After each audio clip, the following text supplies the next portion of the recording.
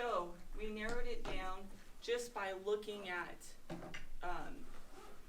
square footage, what type of property it is it 2-story, is it a ranch, those types of things. So last time, were you here, Mark? Okay, so last time we just kind of, it did it itself, right? The more we went through it, the more it narrowed to more like your property.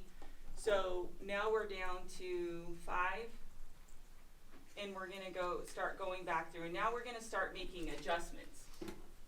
So here's our property, and remember the last time we left off, we were talking about percentages of change. So this is how much we're adjusting our comparables. So we're gonna watch these numbers, okay? So what we're gonna start with is I always go to the first one. I like to work in columns, because then I know I took care of that property. In case you get interrupted, you know where you're coming back to. So I like to do the first one, then the second one, then the third one. So if you have to stop somewhere, you could say, oh yeah, I'm on the third comp adjustments. I'll do that tonight or whatever. So we're gonna go down here and we're gonna say, how is this different from our subject property, right? So our subject's a 3-bedroom and this one's a 2. At this point, I would not change anything because I'm gonna make an adjustment for square footage, okay? So right now I wouldn't do anything with that. I'm just kind of saying, okay, this has more bedrooms. They all have 1 bath, so that's good because I would probably make an adjustment on a bathroom. And then they're all in the same area. Sometimes you're kind of on a cusp of something and you might have to go into the next neighborhood, and that's okay. Or sometimes you have such a special house, let's say university, you can't find anything similar to it, then you might want to go over to El Camino and see if you can't find something similar, okay? So sometimes you have to go out, but you don't do that until you've done this. So you just don't go there until all of this is done. And then, so now we're gonna go to square footage, right? So we tried to stay within 300 square feet of up and down of our subject property. So we're gonna go in and we're gonna make the, so I have an automatic adjustment in here, sorry. So this one is automatic adjustment of $500 a year because this house is older, but it has been a little updated, right, Vicki? It's not a 1927's house. No. Right. So I mean, she really hasn't done a whole lot, but it is, you know, it's got new paint. is it comparable to like 1950? Yeah. Like the cabinets and things? So what we're gonna do is, right now it's here, but we're gonna leave it for this minute, but we might come back and take that out. Go ahead, Raylene. So I had a question. So like, you know, on the assessor's records, it'll say like, you know, built in 1951, but it'll say, Remodel. you know, estimated, 1972 or something based on remodeling. So do you give that any consideration? I do. So if it's been remodeled in 1972, I would make the adjustment here. So I would do it on my calculator, because if you put 1972 here and you send this to your seller, they're gonna say my house wasn't built in 1972. Right. You're like, no, I'm making the adjustment because that's how new your house. You've updated it to that price point. So what I would do is I would go in here and then I would not do an automatic. I would just make it, so let's say this was 72 and this is 50. I'd take 12 times 5, and then I would, this would be a plus to bring it up to 1972. Does that make sense? Yes? Okay, all right, I don't wanna lose you. Okay, so this is like the important part. This is where you really gotta know what you're doing. So now we're gonna go into finished main square footage. Can't remember, is this a ranch? Yes. Okay, finished mean square footage. So this is a ranch style home. So we do $40 a square foot. And then it just had a cellar, correct? A cellar for the basement? There wasn't any Cellar. finish? Okay. It's a cellar. So we're gonna submit that and see what our adjustments start. Now we've adjusted for the mean square footage. Bless you. And then basement wise, really none of them had a basement, so these are really good comps. Like, unless it was a storage cellar, I might give it a little bit more, but really I think about that at the end. Like if I'm at 142.9, I might boost it to 144.9, or because people like storage. Will they pay more for it? Not in this price point. When you get into bigger houses, they will. I mean, there are things that people will definitely pay for, garages mainly. So then we made that adjustment, so that's starting to adjust all of our other comps. And then I'm gonna go down here and say, okay, what do we have here? Natural gas, forced air, we got forced air. We have central air on this one. So we got a roof evaporative. So I give that a $3,500 adjustment, because it's to a buyer, it's a big deal. So I would bring this down $3,500, because I'm trying to bring it back to the cooler. And then we're gonna go to garage spaces. So we have, and I think we started this the last time, so we had a 1-car detached and a 1-car carport, and we have a 1-car detached. So I think I did 2,200 for the carport. That seems high. I wouldn't do 22. Let me see it. I'd do about 1,200 for the carport, unless it's something, and I've seen some really nice carports, so I might give them a little more, but that's too much. So we're gonna bring this down to 1,200. And then we're gonna look at appliances. Do appliances bring value to an appraiser? No. So what you have to remember, because people are gonna say, well, I have the top line appliances in here. The appraiser is the eyes for the bank. So the bank knows when they get that house back, there's no appliances left. The landscaping's dead, the appliances are gone. Basically they have an empty house to work with. Sometimes the cabinets are gone. It's pretty crazy. So when people say, well, you didn't give me any value for this, I might give them $1,000 or something, but I tell them the appraiser is not gonna give you any value for these unless they're like wolf, and they're superior to everything that you're comparing it to, which most likely it won't be, or it's probably not a very good comparable, right? You're not gonna compare Liberty Point to Pueblo West East. So I'm not gonna give them anything for that. The fireplaces, if there was one, it'd be $1,500 a fireplace. So now we're gonna go into interior features. So I'm gonna go back, and Vicky's gonna have to look at this because this is Vicky's listing. And we kind of got to say, is it better? Is this place better or worse than your client's house? Hardwood is a plus in this one. Same cabinets, like 1950s. This is for Micah. Yeah. The hardwood's gonna make the difference there. Okay. Everything else would probably be the same. Okay, so, perfect. So then in adjustments, you can make it here where it says hardwood, or you could go up to miscellaneous and write it out here, okay? So if I have a lot of weird adjustments, like I have to remember, how come I gave them such a big discount, or I added so much to the property, I might say hardwood floors throughout the house, granite in the bathrooms, the kitchen, so that I have a more detailed description. That way when they see it, they know what you made the adjustment on. So I'm gonna put hardwood, and I'm gonna give them $5,000 since the whole house was hardwood. Then I'm not gonna make any other adjustments because it's very similar to what she's gonna sell, okay? I have a question. When you Okay. say 5,000 for the hardwood, are you basing that on square footage? Because if you had a bigger home that had more hardwood, would you give it more than 5,000, or do you just? No, so it's the size of the house. So this is a pretty small home. So usually 5,000. Because if it has tile, so if a house has tile and it has hardwood, the adjustment's lower because tile is a hard surface and you're gonna get money for that in appraisal. So yes, if it was, More square footage, you 3,000, added more. yeah, 3,000 square foot on the main, But don't get crazy, because an appraiser's not gonna get crazy either. Like, they're not gonna give you 30,000 for a floor. So you're gonna go maybe 5,000, 7,000, 8,000.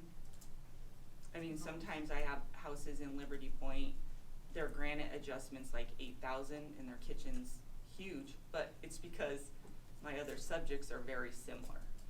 Does that make sense? I know it's just not an exact number. The more you do these though, the more you'll know what it's worth. It's crazy, cause it'll just come to you like, oh, this is worth this, or this isn't worth anything, the more that you do it. Quick question, what if I were to ask her if she is aware that there is hardwood underneath the carpet? She may or may not know that, I don't. Right, so there's no adjustment because it's not finished, Okay. but I would put it in the listing saying the original hardwood floors are under the carpet. Okay. We have several like that. Okay. And that way when the buyer is walking through with their agent, people love hardwood floors. They're like, I can do that, and then they'll refinish it themselves. But on this particular thing, is the appraiser gonna get down on his knees and look if it has hardwood floor? No, Right, he don't care. right. He's gonna Okay. say what it is and get out the door. But yes, I would ask. And just pull up the vent. That's the easiest way to see it. Okay. So then we're gonna go to landscaping. So I got $100,000 in landscaping. That's what we all hear, right? So, and you didn't give me anything for it. And I always say, because if the bank ever gets this house back, all the landscaping's dead. So the only thing I'm giving you value for is maybe the fencing and the sprinkler system. Maybe some rock, but what rock really doesn't have value. So she's got lawn in the front, right, Vicki? Yes. And does she have anything else? Does she have a sprinkler? Does she have a fence? Sprinkler system, Okay. yes. Weeds in the back, but there is lawn in the front. That's about it, pretty Okay. basic. So this one, and I would go in and change that because Vicki told me, so I would put sprinkler over here. So this one has a metal fence in the rear, trees in the front, and a garden area in the rear. And the front has very little. So it's a chain link fence in the backyard. Does it have value? Yeah. Right, good, okay. It's not a trick, I won't pick on you.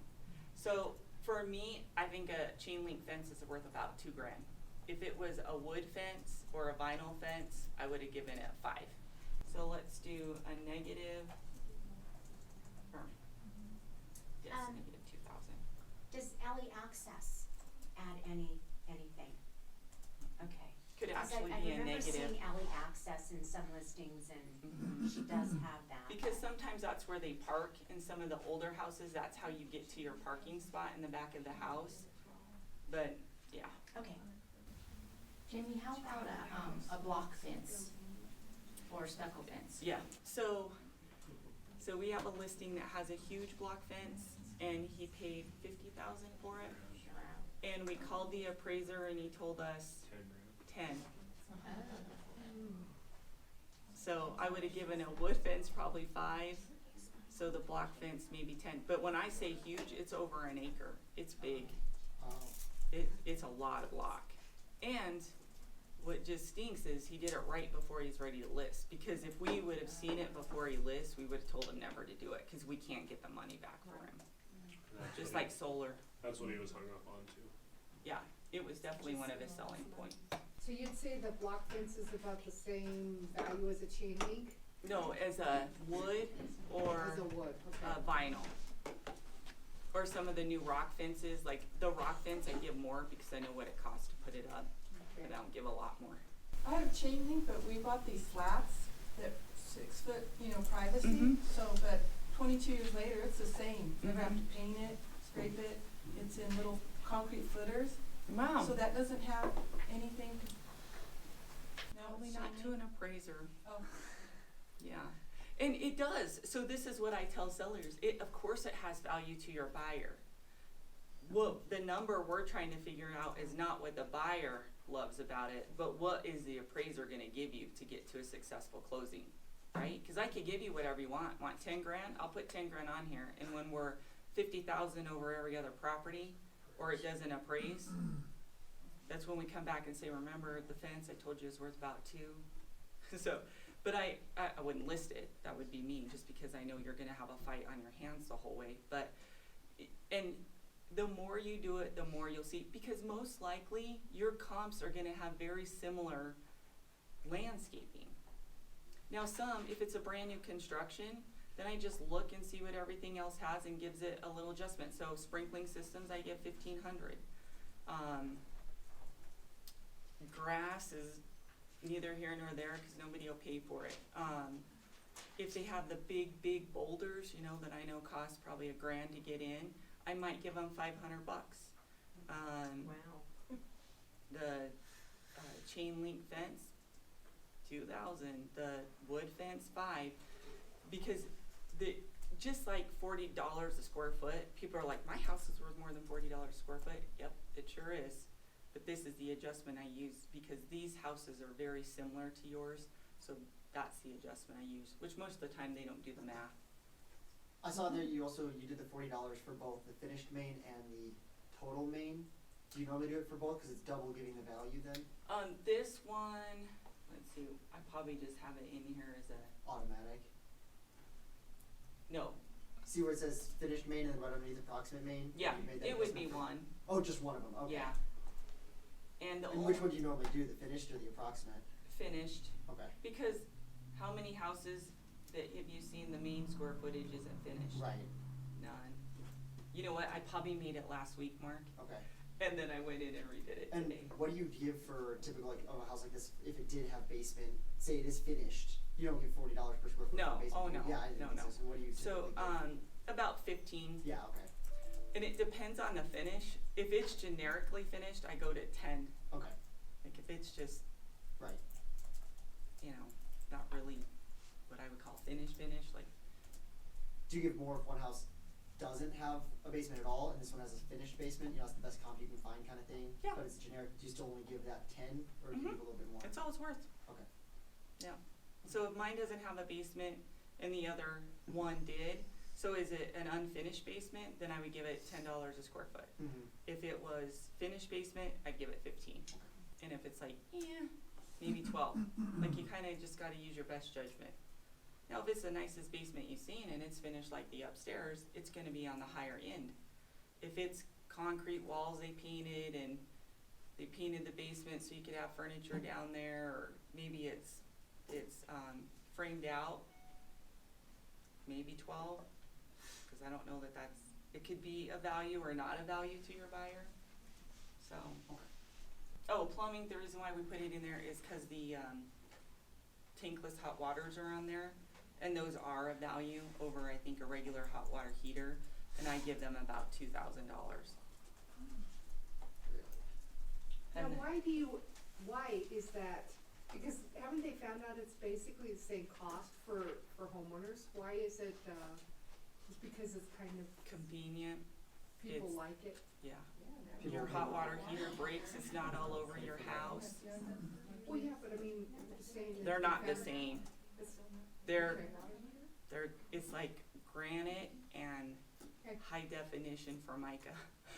Because, let's say you have a big house and you got 2 or 3 kids and everybody has to shower at 7 o'clock to go to work. Your tankless has unlimited. So as long as you're demanding it, it's producing it.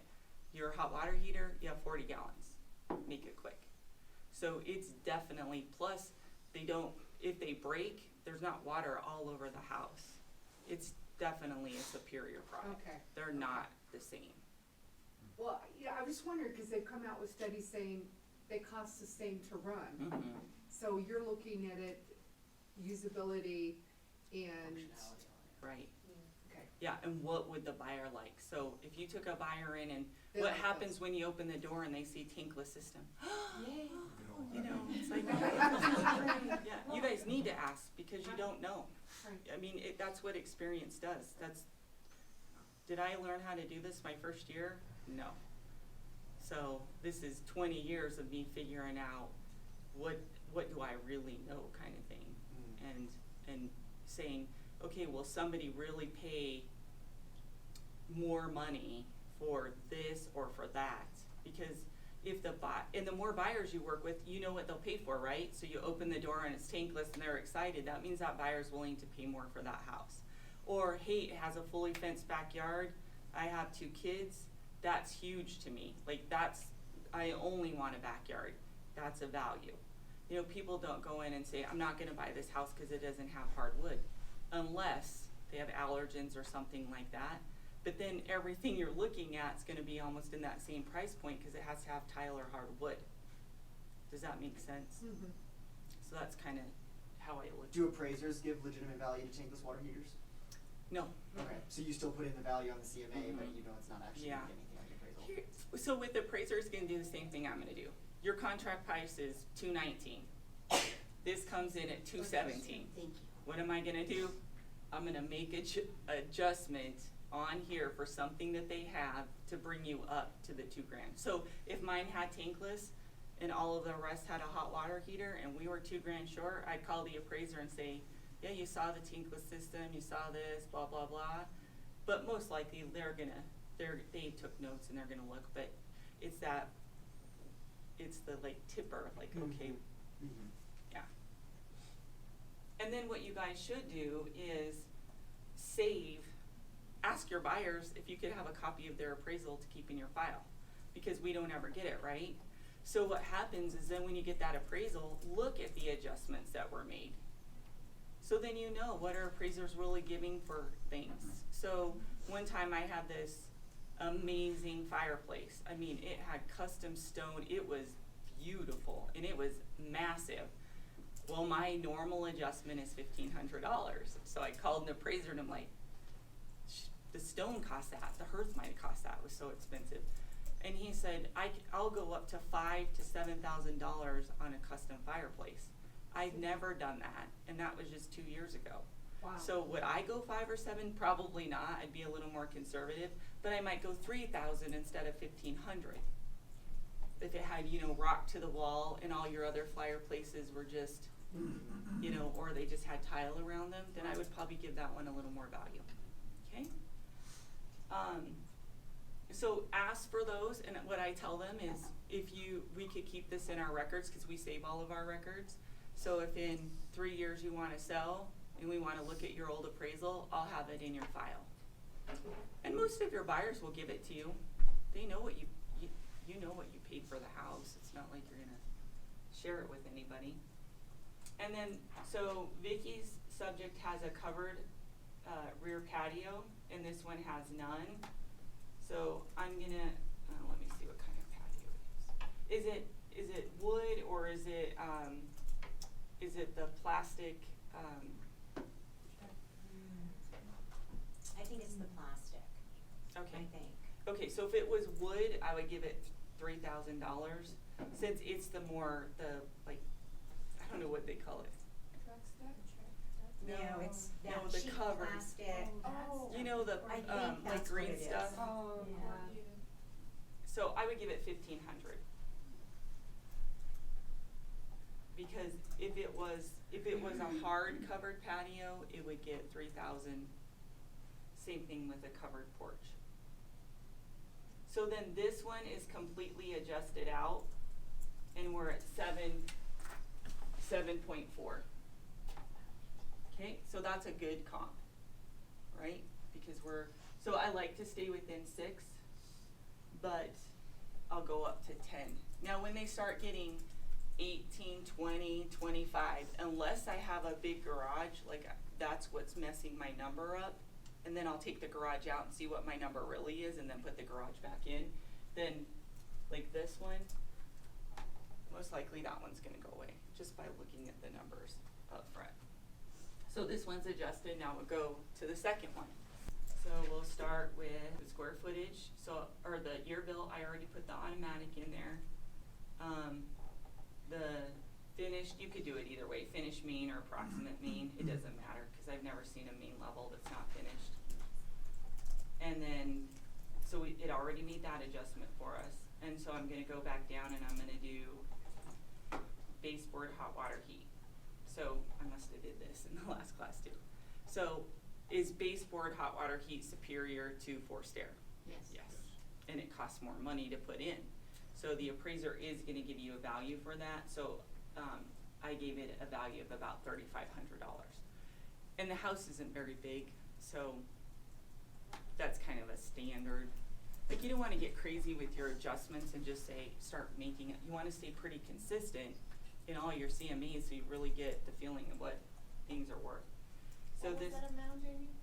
35. So then this one has a 1-car attached and a 1-car detached. In this neighborhood, would a buyer care? One's attached and one's a detached. Right. It's not a big deal because they're happy to have a garage, right? So I'm not gonna adjust for an attached and a detached. Now, if we were in Liberty Point and it was an old house and it had a detached garage instead of an attached, then we're gonna make an adjustment because that is a big deal to a buyer. They want to walk straight into their house from their garage, right?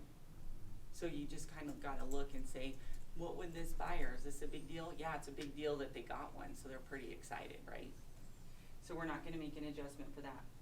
What do you How give the much- value of a garage that's, if no garage to a garage? It depends if it's stick-built or if it's, metal building.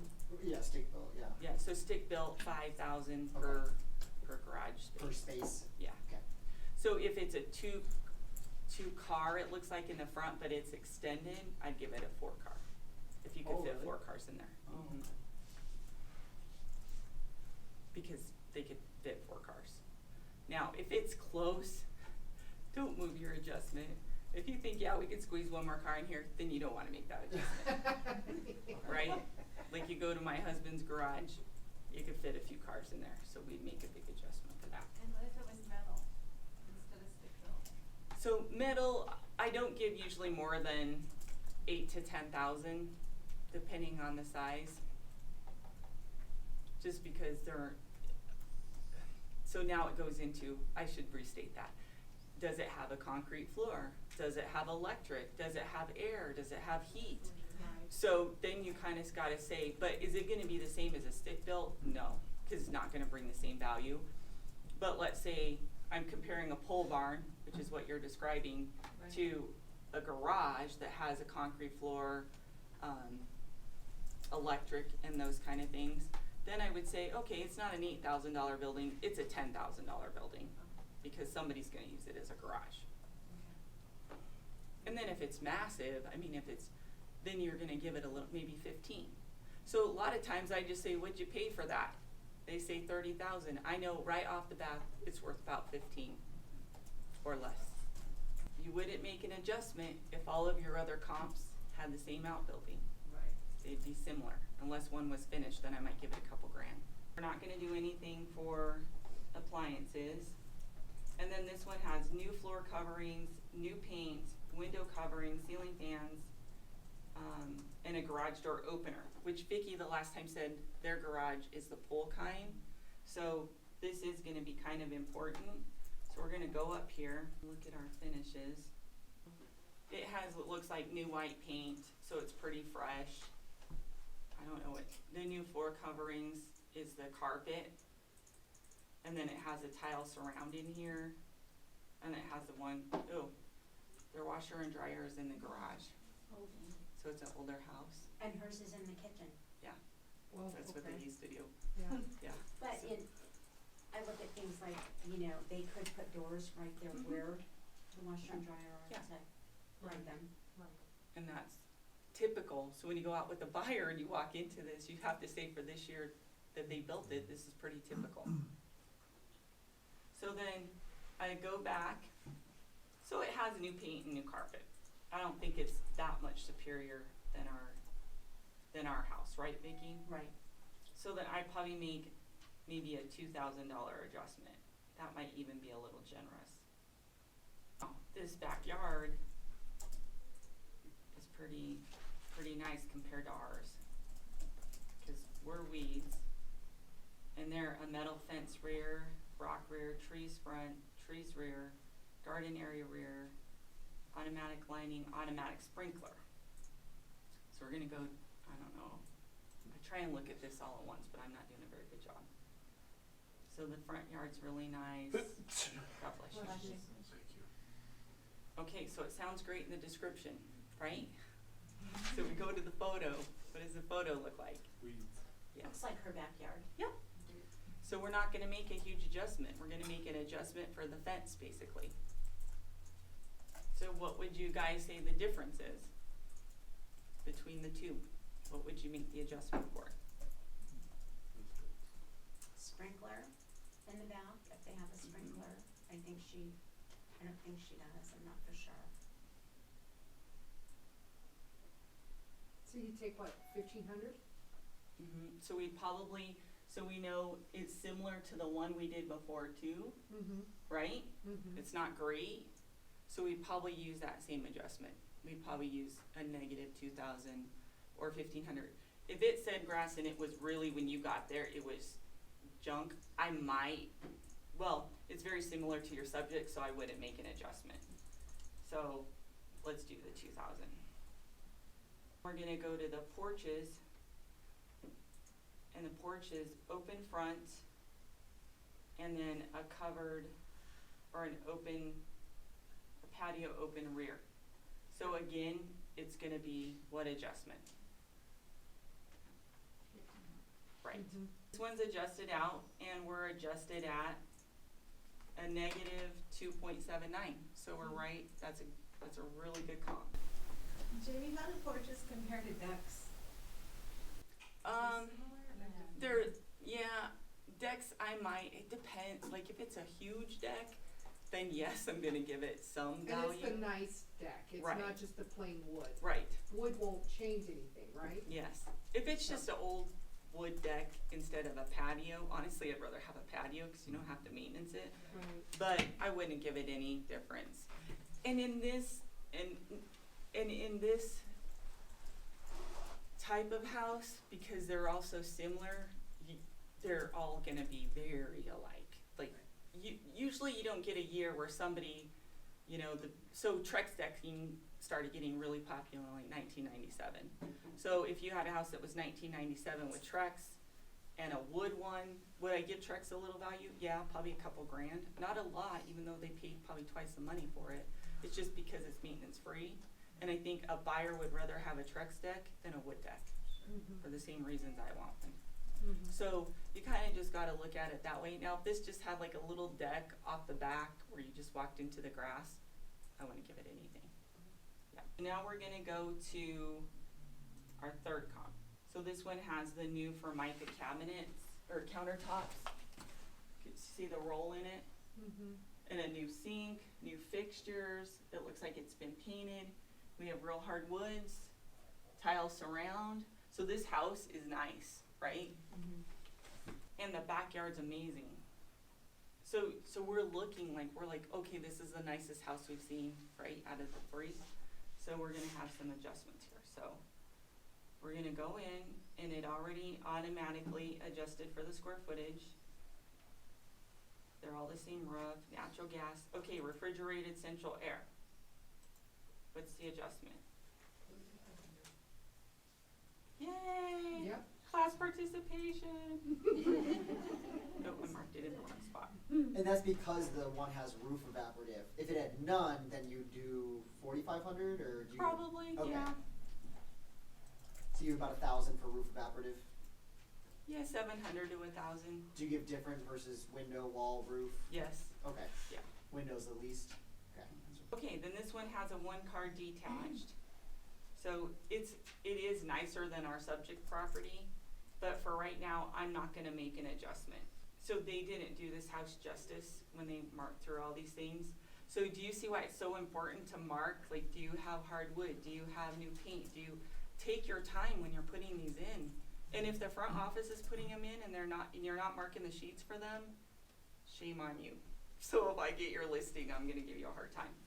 Because this is what's gonna help you in the long run. They didn't do a service to this client. So anybody who was looking it up, unless they read the description, so if I was searching for hardwood, let's just say they wanted hardwood, and I searched for it, you wouldn't even show up in the search engine because you didn't mark it.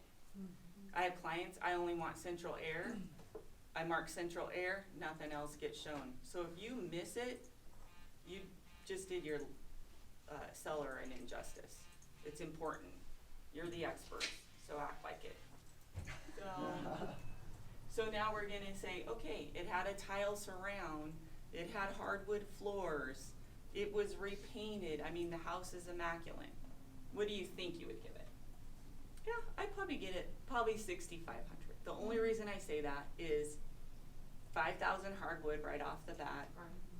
It has, it's superior, you could tell the like, it's just well taken care of, so this is gonna be more valuable to a buyer, cause they're not gonna have to do a thing when they move in.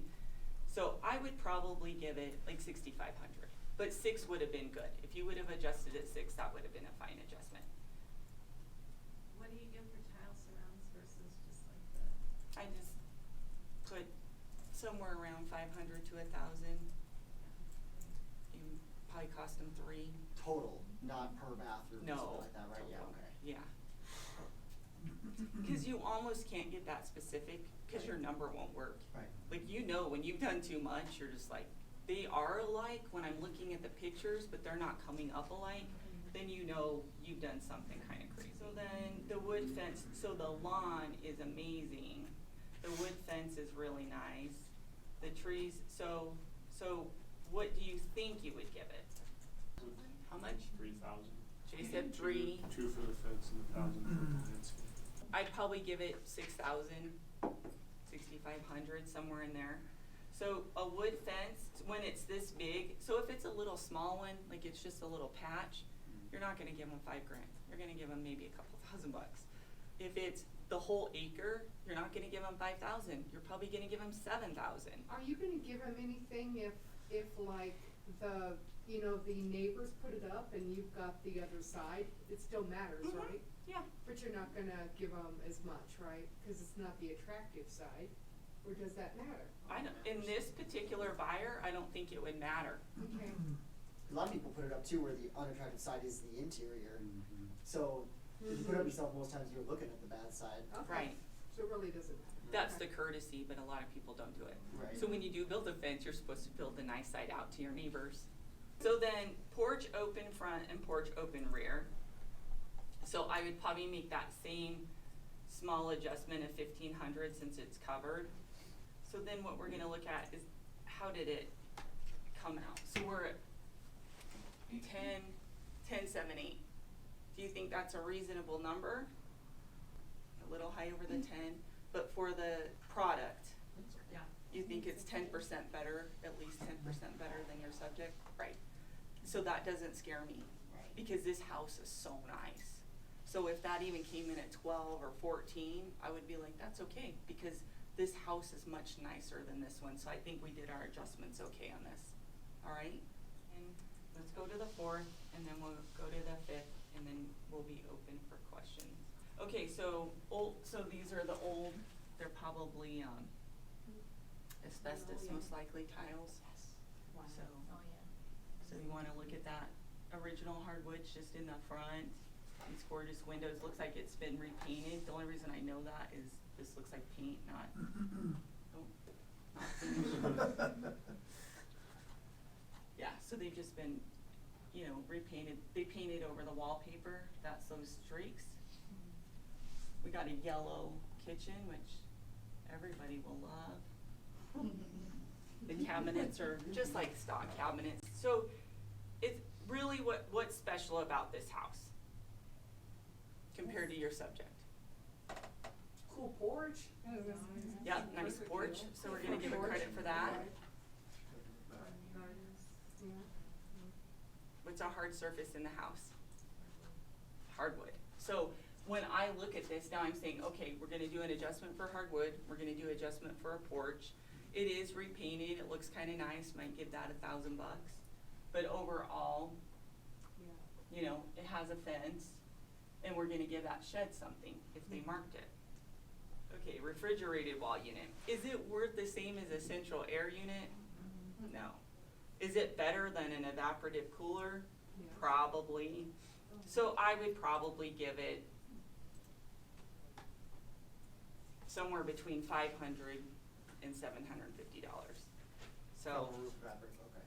so What is a refrigerator wall unit? I was just gonna ask Oh, that. so it's the ones that you plug in, so they're not a swamper, they Right, don't, you plug it's it just out, right? it's just a window unit. In the window itself? Mm-hmm, yeah. Or They, some of them are in the wall, aren't they? yeah, Like actual- sometimes they build them into the side of the wall. But aren't those like $200 at Walmart? Yeah, they're not much. So what, it's Why is worth it more- value, why is it the, worth compared to more? the swamp cooler? Yeah, so the reason why I do is because it's refrigerated air. And some people would rather have that than a swamp cooler any day. I bought one for my apartment and paid $500, it didn't work worth the crap. Yeah, so, It cooled one room and. right, and that's usually what it does. But to me, to a buyer, I think it does have, so Wow. I think it doesn't have more value than the swamp cooler. It's gonna, so we're gonna add to it to bring it to Oh, a because it swamp does that, cooler. I get what you're saying, okay. Right? A little bit. Do you see what I'm doing? Even though they're like literally, like, they're It's that- $178 at Walmart right now, those So- are the ones we're talking about? Right, because you're giving it 750 to bring it up to what you think a swamp cooler is similar. So I Got it. bring it up maybe 500. Okay, So it's a plus. Do you see what I'm doing? I do, yep, So not a negative, right. but a plus to bring it up Right. to a full swamp cooler. Does that make Okay. sense? Yep, I was yep. thinking the opposite, okay. So they did mark hardwood, so we're gonna give it a $5,000 credit. It does have a great yard, and it does have the big wood fence and a metal fence. So I'm gonna do the same adjustment because these are similar. So I'm going to adjust it, where am I at? I'm going to adjust it at 6,000 because I think it's very similar to our last product, right? So they didn't mark the shed either. So the shed, usually I give a $500 value for it if it's like that one. If it's built, it's stick built. And then porch covered, porch enclosed rear. So we haven't come across this one. So the covered porch, I'd probably give, it didn't look humongous. It's not, it's very small. I'd probably give it $1,500.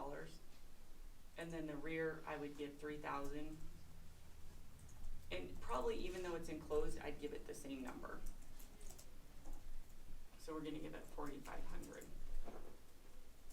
We're taking away 4,500 because our subject doesn't have it. So our adjustment, right on the money, 689. Do you see how now we're coming together so you know it's right? This is a really nice house, but it's pretty dated. So it still has the pink bathrooms, but it has a really nice yard. Has one car plus a 2-car carport. Old carpet, and really nothing done. So are we gonna make any adjustments in the interior? No. Right. Okay, it has no cooling. No. So our subject has roof evaporative. No cooling? No cooling. There's lots of houses like that. 500 you said for It's a 1,500. So we're bringing it up to the roof evaporative. Then it would be plus, you would add it. We're gonna add what? 750. 750. 500. You could even do 1,000, but 7,500 might make a difference. We're gonna take the 1-car garage is worth what? Correct, 5,000. The 1-car carport is worth what?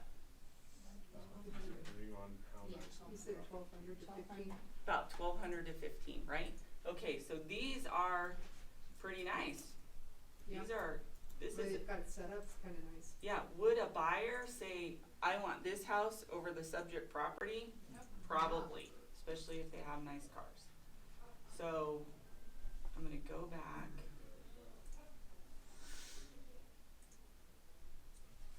I don't have one picture of the garage.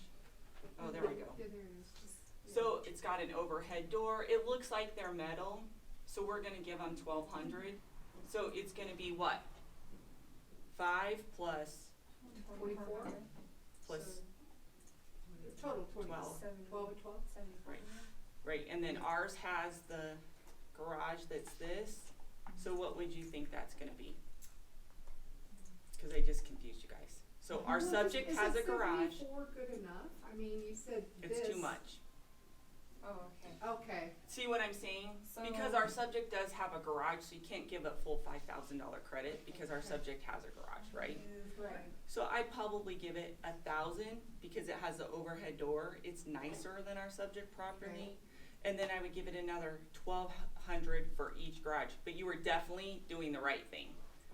You just forgot the subject had a garage. okay. So if it didn't have a garage, you guys were right on the money. Okay. 5,000 for the garage, 1,200 for each carport. So we're gonna give the overhead garage door about $1,000 because it's nice. This unit's really nice. So we're gonna do 1,000 Mm-hmm. as a guess, maybe Mhm. 500, whatever you feel comfortable, and then 1,200 for each carport. So we're at 2,900 is what I would adjust it. Okay. So we're gonna depreciate it to bring it down to our subject $2,900. And that might be a little light, to be honest with you, because it's a really nice garage, but I'm gonna see what my comps work out to be, and then I'll tell you what I do. So the wood fence, the lawn in the rear, the vinyl fence in the front. So our subject doesn't have any of that, so what are we looking at? It has lawn in the front. So what's a value? So I have a quick question. Mm-hmm. With the front fence being the smaller picket fence, Mm-hmm. it would be less than the 5K because there's Right. really no privacy. Right. So I would probably give it the 5 all around for the landscaping plus the smaller picket fence. Yeah, I think that would be pretty close. I think 5's fair. Because even if you gave them 5 for the full wood fence, like we've been doing, and then maybe 500 for the, do you see how Jay's saying it's the little white fence? That's just on the Yeah. side too, right? Oh, I see, okay. So it does have some value because it enclosed the front. I'd probably give it $750 to $1,000. So let's just do, because the landscaping's so nice, it's superior to our subject, let's do 6,000. Okay, so we're done with the big adjustments. So let's see where this one comes out. So it came out at 1739, right? See our adjustment? Wow. Hmm. So what is that gonna do to all of these? So what would you do? Move it. Yep. Okay, so the number that it's worth the way that it is 128,434. And we're gonna remove that comp because it's just too over improved compared to our subject property. And now we're worth 131,625. So there's your number. What did we say, 127 to 130? Right, and I have it, Last week. I have the contract at 125, Okay, so I think it's a little So- underpriced. okay. So hopefully you'll get multiple offers. Hmm. So that's where you kind of come in. So this came in at 131 and somebody says, oh, we really want to list for 134.9. Would I? Maybe, because our market has such high demand for anything under 150,000. And then I'd say, let's try it for 2 weeks. If it doesn't sell, then we need to come back to my value. So it doesn't actually go on the market until Monday? Should I go Change ahead the and price. adjust the price? You know what, I'd list it at 129.9 because I think you'll have more people come. Okay. And that's what I would tell them. Okay, so let's go to that. So I finished it. We know it's at 131. So now, so that you could really tell your seller, you know what you're doing. So we're gonna go for the last year. We're gonna go solds. We're gonna go central. And we're gonna go ranch style houses and search. So last year there was 182 units that sold in that area. And then I'm gonna mark them all and I'm gonna hit reports. And I'm gonna go, I'll go by thousands, but actually 5 is better, just to show you, and then we'll go back to 5. So this is telling me where our hot spots are. So obviously 99,000 had 6 units sold, and contract to closing was 50 days. So that means it was under contract probably right away within the first 10 days. And then as you go 109 to 9, it goes up again. Let's go to 129. So 129, 6, 130, 131, 2, and 1. You see why I listed at 129? Because there were 6 sales instead of 3. Do you see that? Wow. So if it was my seller, I'd say, I know it came in at 131. I know that 129 is a hot point. I think if we list at 129, we'll get multiple offers, and I still think you'll get 131 or more. So that's what I would do. The numbers don't lie. Do you know what I mean? If they say it's worth 150, you know, you go up here and you see in 152, and it took 40 days. If you go to 149.9, there was 5 sales, and it took 41 days. So why wouldn't you list at 149.9? That's the number. That's $1. See that? Okay, so then that's what I would use to say, this is what's going on. Now I would go back, and I'm gonna say, okay, so now what's our competition? So we're gonna go to offers received and under contract in the central area. I know I'm not gonna break it down to square footage, because I just wanna see what's on the market first. So there's 42. So what I would do is kind of just look at the 2-bedroom, 3-bedroom, 1 bath, and know that here's our competition. 1 car detached, we're similar. 1 car detached, we're similar. They're under contract. 1 car, 2 baths, so that might be worth a little bit more. And then I just go through here and I say, okay, are we, because the market's gonna change, right? This market's gonna change this month. So you might say, so 125 might work, because if we have a little lull in the marketplace and you have so many to choose from when you're moving to this area, because sometimes if you pull like Pueblo West, you might get 5. That's why I do it that way. I wanna know, what are we really competing against? You're competing against 20 units. And then if you just go down and you look, so if she prices at 129, there's only 1, 2, 3, 4 houses less expensive than me. I would definitely list at 129, because even if the market lags a little, I only have 4 competitors basically. And then if you go up, yeah, it's at 130, 133, 134. So our number is, we're on the money. This is the most important thing to the seller. If you overprice it, you're gonna be asking for a price reduction, which really stinks. And if you underprice it, they're gonna say, I could've got more money. But if they strategically know they underpriced it and that you're gonna get multiple offers, then they trust you, you know what you're doing. So, and sometimes I just prepare them that this marketplace, under 150,000, I wouldn't be surprised if we have multiple offers. And that's just how I say it. Just because we have 4 houses to choose from under what we're priced at. So prepare them for that. Then that way, when you get multiple offers, they don't think we underpriced the house.